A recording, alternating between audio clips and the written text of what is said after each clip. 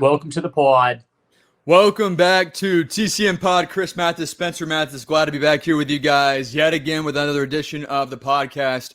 Got a lot to get into, including maybe what Baker Mayfield and Mike Evans might get with their new contracts, wherever that may be. And based on these numbers, I don't know if the Buccaneers will get both of them back heading into 2024. We'll get into that here momentarily. Also talking about the current status and the futures of quarterbacks Justin Fields and this guy on your screen right now, Kirk Cousins, with the grill right there. So we'll talk more about that in just a few moments and talk about where these two quarterbacks might land. I also want to give a big time thank you to all those that donated to our good friend Noah Walker's GoFundMe account.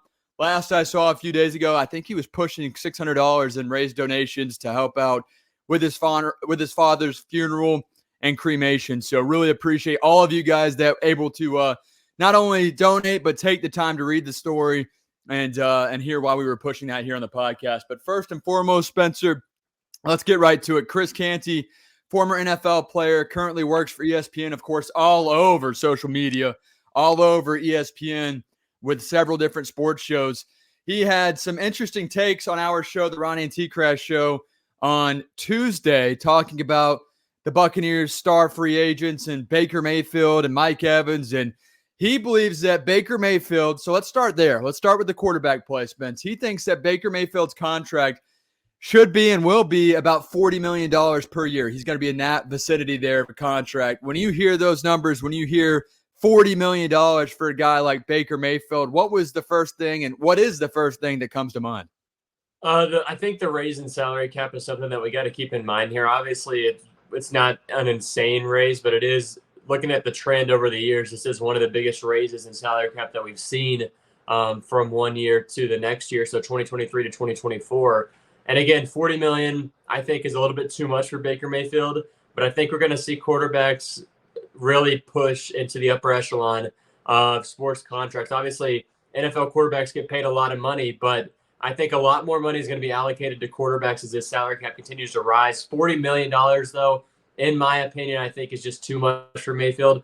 And also, I don't think that in reality that's even an option here for either side, because if Baker Mayfield were to walk and if he's looking to test in free agency right now, I don't think any team's offering him $40 million. Obviously, a really good season last year, but that's only one in a row. He's got to prove it a couple of years. Obviously, I think the Buccaneers are going to give him a contract where they kind of give him the go-ahead and say, hey, you've already proved it. But $40 million to me is just way too much money for a quarterback that's really just now earning his second contract after 6 years in the NFL. So $40 million, too much. I'm looking more right at $30 million, maybe just a little bit beyond $30 million. Whatever Daniel Jones got, I think, is a safe ballpark, because you say, hey, they paid this guy a lot of money. He misses the next year. He's kind of failed so far as the Giants' star quarterback. But again, if you look at that contract, I think if you're the Buccaneers, you're not too upset if you end up paying Baker Mayfield whatever Daniel Jones is getting paid. I forget if it's under $40 million. It's 40. Yeah, so if you think about it that way, I mean, obviously I think the next thing really raised more eyebrows for me, the next contract that you're going to bring up. But this one, I'm thinking $35 million for Baker Mayfield. If he gets to 40, you could see that working out for the Buccaneers. But again, if they want to keep Levante David, if they want to keep Antoine Winfield, not to franchise tag him, if they want to keep Mike Evans as well, I think Baker Mayfield's going to have to be around $35 million. And we'll see if he pushes into Daniel Jones territory. But again, it'll be close. It's going to be at least above $30 million. Yeah, and you know what? I think it's pretty much a lock without it being done yet. I think that Antoine Winfield Jr. is going to get slapped with that franchise tag. Spencer, should be about $17 million tag, which, you know, based on what he just had, it's a steal of a deal. Now, you're only locking him up for 1 year, but you're also saying, hey, prove it again. Can you have another big season here in Tampa Bay? And we all know he's capable of it. Then you pay him after that. But again, with Baker Mayfield, I think 40 is too high. I really do, especially if you're trying to bring back all these free agents. You're talking about Chase McLaughlin, the kicker. You're talking about Levante David. You're talking about Mike Evans. You're talking about other guys. They just made a contract, I should say cap casualty, and Shaq Barrett. He officially was let go earlier this week, who had a really good run with the Buccaneers, but this season he did lose a step or two. Wasn't quite the guy that we had been used to seeing. Of course, he's over 30 years old, so that had a lot to do with it. And again, Mike Evans, we'll talk more on him in just a second. But Baker Mayfield, 28 years old. As you said, he's never put together back-to-back seasons of greatness or even really good football. He just hasn't done it. A lot of that has to deal with the fact that he's never really had true consistency. So with the Buccaneers, with the pieces they have true consistency with him in year two. However, a new offensive coordinator in Liam Cohen from Kentucky. So we'll see how that shakes out as well. And you talk about shake and bake and Baker Mayfield and, trying to figure out things of that nature. $40 million is just too high. The number that I hear, and I think it's just too much, I think anything over 35 would be too much for Baker Mayfield. And that's no diss to Baker. And I think I'd feel a little bit differently if this guy were a little bit younger. He's only 28, but Daniel Jones is younger when he got paid $40 million a year. And yeah, he hasn't had a good run there with the Giants, but they have a terrible offensive line. But paying Baker potentially $40 million a year is just way too high for me. I'm thinking anything over 35 is too much. And I think that the deal is Baker wants to be back. The Buccaneers want him back. He realizes, hey, this is the first place that truly gave me an opportunity to be myself, to run with things here, to take control of this offense. So I think Baker Mayfield, he'll give the Buccaneers somewhat of a discount if there is that. But he made $4 million last year. So if you give him 35, you're talking about nearly 9 times the amount of money he just made last season. That's a win for him. He and his wife have a baby on the way. In addition to that, he loves it here in Tampa Bay. He even said at the end of the season, after their loss to the Detroit Lions, that he would be willing to make sacrifices if that meant bringing back Mike Evans. So I think that Baker Mayfield, he's not going to ask for 40. I think it would be awesome if the Bucs offered him that. I'm sure he would not be opposed as long as they could bring back Mike Evans. But I think that you're looking about 35, maybe $36 million per year. And even then is pushing it. I think the sweet spot is about 33, Spence. If the Buccaneers want to be able to bring back these key free agents and bring back a guy like Mike Evans, who, again, a guy who's, going on 31 years old. Chris Canty joined the program at WDAE earlier this week. He said that he thinks that when it comes to Mike Evans, a 30-year-old wide receiver, that he's going to field a contract that starts north of $30 million a year. And he thinks that that's where it's going to begin for the Buccaneers if they want to bring him back. $30+ million a year for a 30-year-old wide receiver, and Mike Evans, who, again, has done a fantastic job. There's no diss to him. But at a certain point, father time does catch up. He is a wide receiver. He's 30 years old.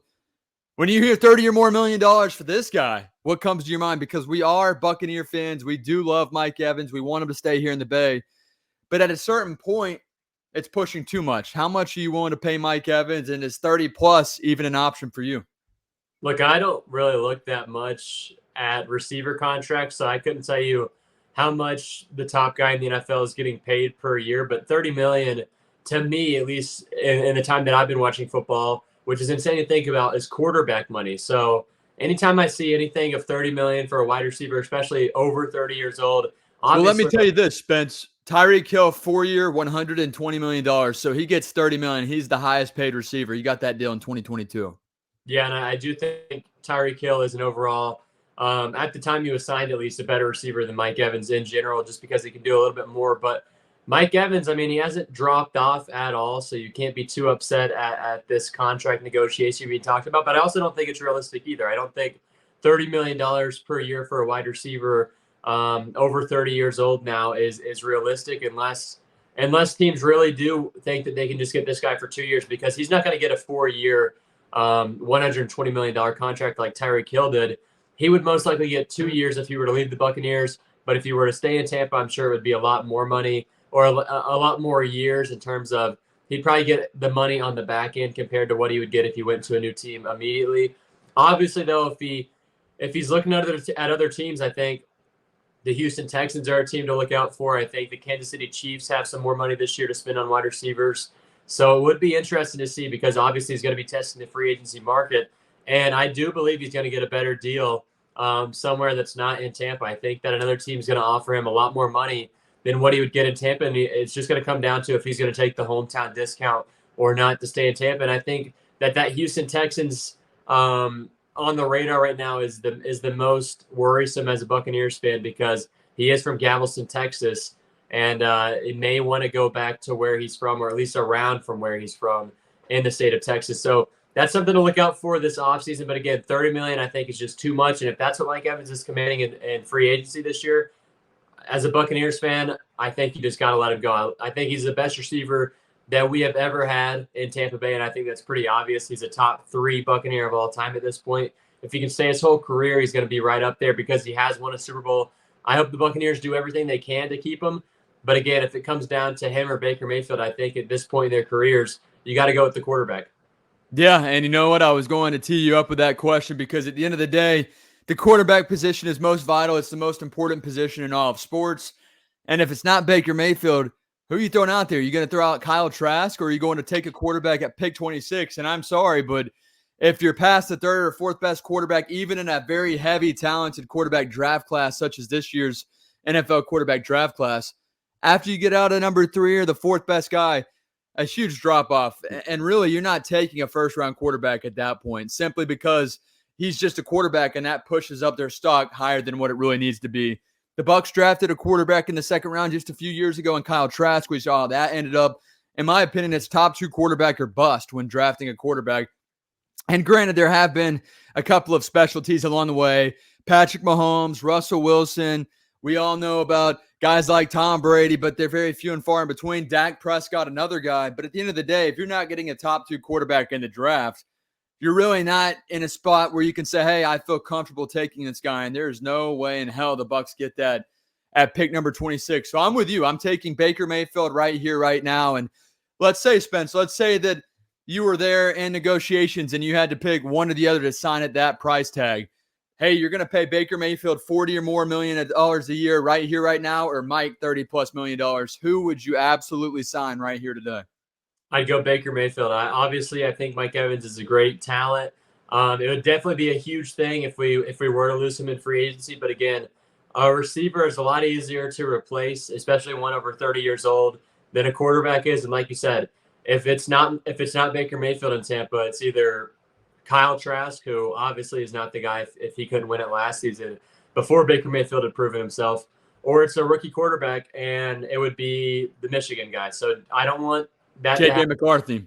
Yeah, I don't even know if he would fall that far in the first place. So I'm not sure who would be the pick at 26. But again, it may even be a 3rd round pick at quarterback next year if you don't get Baker Mayfield.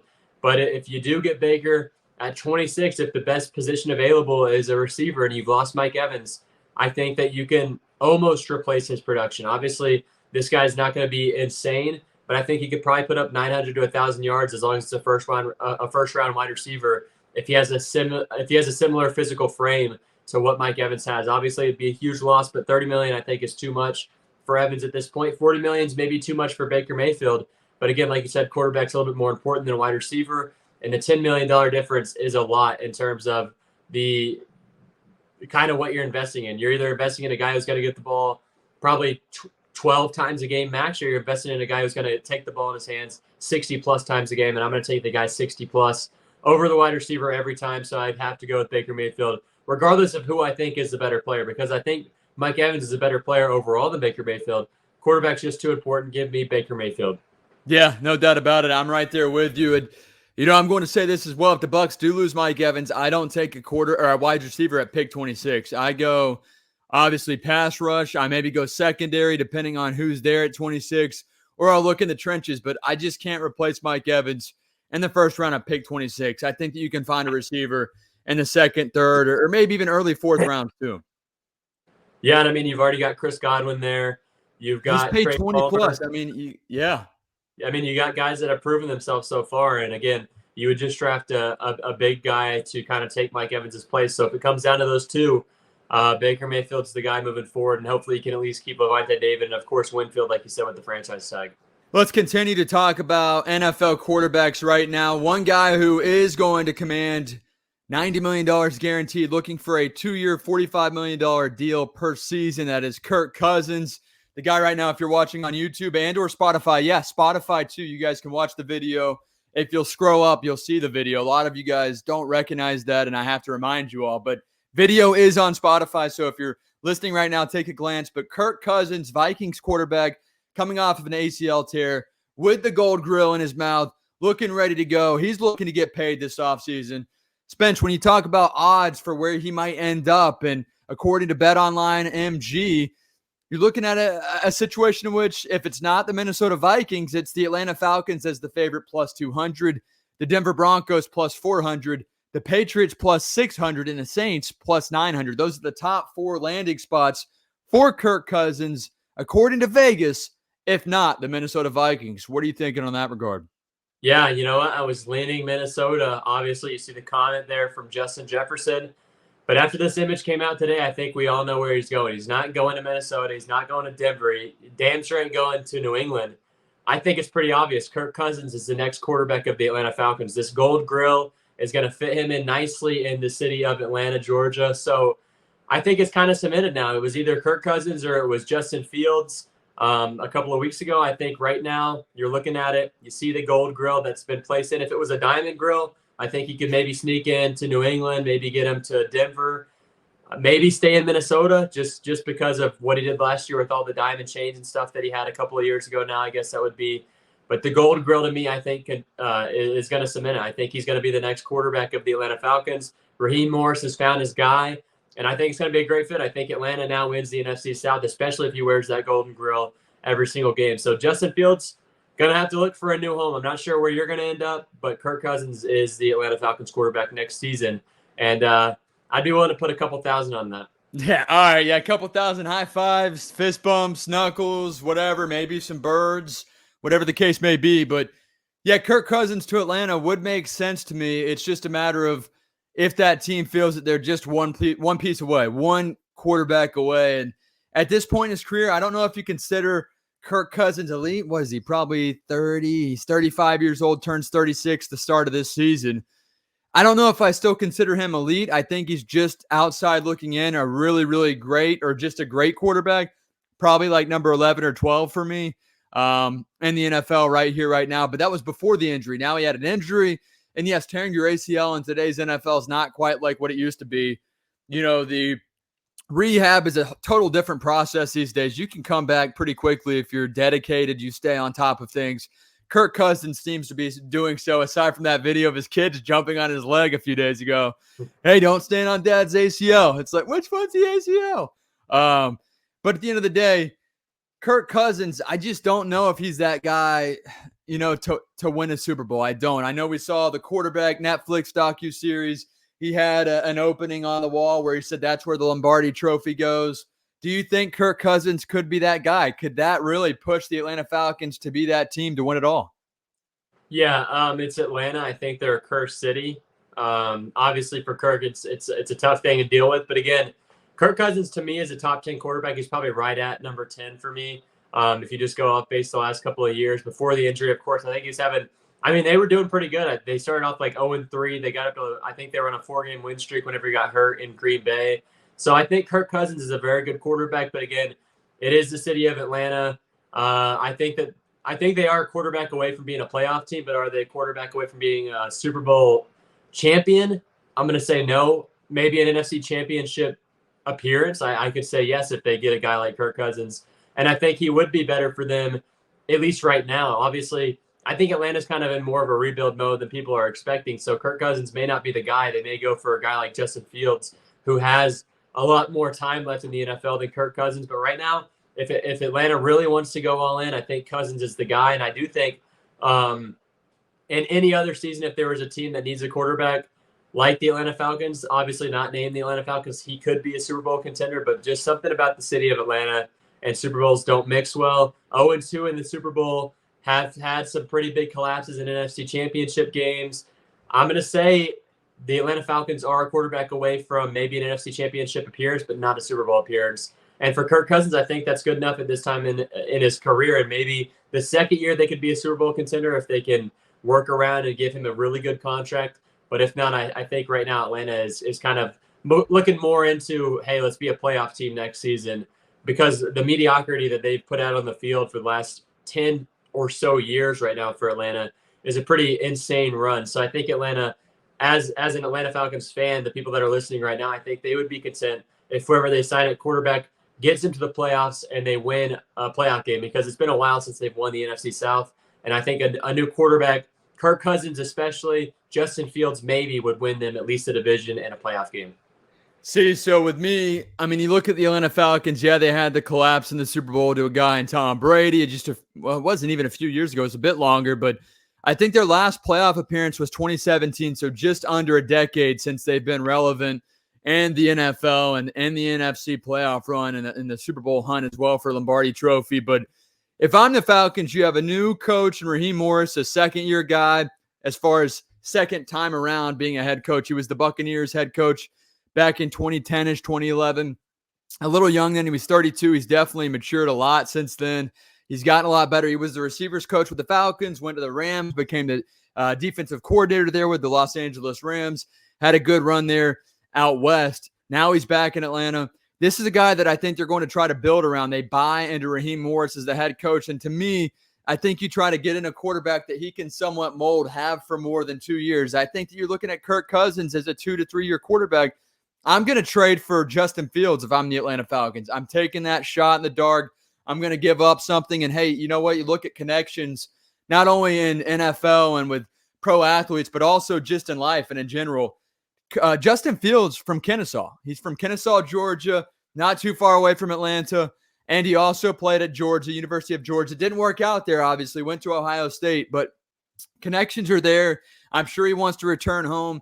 And again, this is a guy that you can invest in and build around for the years to come. They have Kyle Pitts. They have Drake London. They have a running back in, I'm going to blank on his name right now, Bijan Robinson, yeah, as well. And so many different pieces that you can build upon. I think that we've seen the best from Kirk Cousins. I don't think we've seen the best from Justin Fields yet.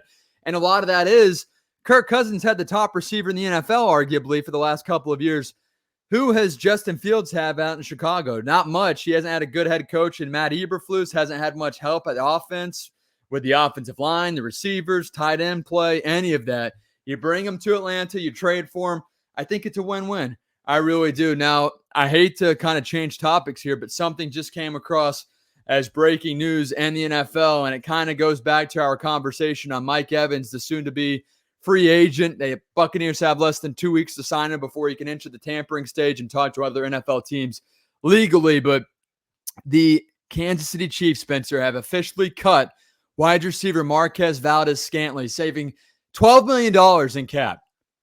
So now they have another space at wide receiver. I mean, they needed wide receiver before they get rid of MVS, obviously USF grad. Now they cut him. They're expected to cut him, I should say. Expected to cut him, which means, hey, he's going to be cut. A huge hole there at wide receiver for the Chiefs. Could Mike Evans go? I mean, if he goes to Kansas City, write it down. 3-peat there for the Chiefs. Write it down. Absolutely. Okay. Do you think this could happen? Yeah. Obviously, I think that is a top 3 decision. I think right now it's probably the Buccaneers first for Mike Evans, and then it's Houston, and then it's Kansas City. But if Kansas City offers the most money, I think Mike Evans takes it because he would win a Super Bowl there if he's there for 2 years. I guarantee it. They may not 3-peat, but they'd win the next season like they've done before. So that's huge news, especially considering the fact that Marquez Valdes-Scantling was worth $12 million as a wide receiver. Is absolutely insane to me because even in Green Bay, he had the drop problem. He had a couple of big catches, though, in the AFC Championship and the Super Bowl. So obviously, I think he'll get signed elsewhere. He's obviously not a $12 million guy. But again, opening up that much money in cap space, I think could lead you to a guy like Mike Evans if you're Kansas City. I'm not sure their cap situation actually, but again, I think Kansas City some team to worry about if you're a Buccaneers fan or looking into what Mike Evans is going to do this offseason. And like I said, I would go Bucks first, Texans second, Kansas City third. But if the money is there from Kansas City, if they really want to offer him that $30 million that the guy on 95.3 WDAE was talking about, Chris Canty. Yeah, if they really want to offer that much money, I think Mike Evans takes it, and you couldn't be really upset with them if you're a Bucs fans and we're the guy and we're the team that offered him $25 million whenever another team offered him 30-something million. Yeah, and you know what, guys? I will say, fortunately, if you are a Buccaneer fan or if you're a Chief fan, like, oh, we're going to get Mike Evans. Mike Evans does already have the Super Bowl ring. At this point in his career, I'm not sure he's ring chasing. Yes, it would only add to his career resume. But he does have a family. He loves it here in Tampa Bay. They have a foundation here in Tampa Bay. You know, I expect him to stay. However, if Patrick Mahomes called me and said, hey, we're going to offer you more money, or hey, we're going to give you like $1 million less than what the Bucs are offering, I think it definitely would weigh on my mind. And to play with Tom Brady and Patrick Mahomes, and then forget about the rest of the quarterbacks. Sorry, Jameis Winston, Mike Glennon, Josh McCown, Ryan Fitzpatrick. I know I'm blank. Kyle Trask even threw a pass or two in his direction throughout his career. There's so many different guys that he's played with. To say I played with Tom Brady and Patrick Mahomes, that might be the first player to be able to say that. Now that I think about it, as far as a wide receiver or a tight end is concerned. So, Mike Evans, that's food for thought for him. And what if the Buccaneers do move on from Mike Evans? He goes to the Chiefs. Then you bring MVS here to Tampa Bay. He played at USF, had a really good run here with the Bulls. Maybe you downgrade there because you're already paying Chris Godwin, I think, a little bit over $20 million per year. You bring MVS in for less than 12. That might be an option. And he'll probably take a hometown discount here to play at the same stadium he played college football games at in Tampa Bay. Yeah, and you mentioned that Mike Evans could be the first to play with Brady and Mahomes, but I think he'd be the second behind a great player in Ronald Jones, who probably played 2 snaps for the Chiefs, yeah, the Buccaneers for a couple of years. Yeah, no doubt about it. So a lot of things for us to watch out for. Of course, the NFL Scouting Combine ongoing as you guys are watching this. So keep your eyes and ears peeled for all of that. We will keep you guys posted. Thank you guys for joining in. But leave a comment down below. Where do you think Mike Evans ends up? Who will the quarterback be for the Atlanta Falcons this year? Will Justin Fields get traded from the Chicago Bears? We want to hear from you guys. Leave a comment in the comment section down below. Tweet us at TCM_pod. We appreciate all of you for joining us here on this edition of the show. Spence, thank you, my man. That was a great deal of fun, and we'll see if you're right about the quarterback situation and Kirk Cousins going to the Atlanta Falcons and winning, trumping the Tampa Bay Buccaneers this upcoming season. I think it's set in stone now with the Golden Grill. All right, guys, that'll wrap up this edition of TCM Pod. We'll be back next week. Don't miss it. Thanks for tuning in.